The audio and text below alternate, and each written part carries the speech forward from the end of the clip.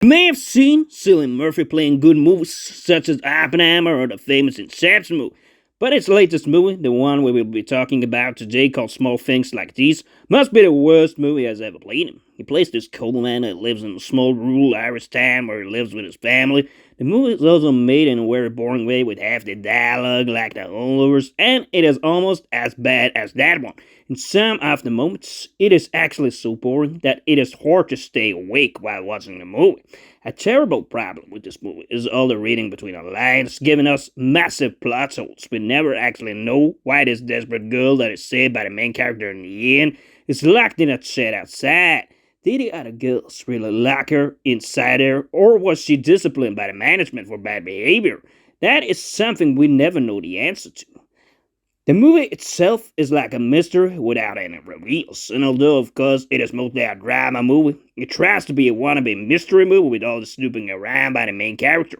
We never get to really know what happens in this institution for nuns, where girls are taken in from the street, and in exchange for a roof over their head and food, they have to work for it. The story should have been way more about that, so you could actually see what went on there, of course, than you had perhaps had to cut out more of the role that Cillian Murphy plays, but it would never really be a miss, as he plays the most boring character he has ever played.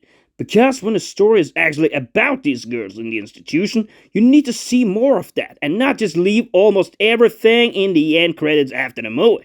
You could also have made the movie better if you play the audio in one of the most important scenes. When the mother of one of the characters dies, this little boy that our Coleman gives a spade change to in the beginning, that scene is actually played without audio 2 times when you see this quarrel that ends with the drunk dad killing the boy's mother and he is left with another guardian to care for him.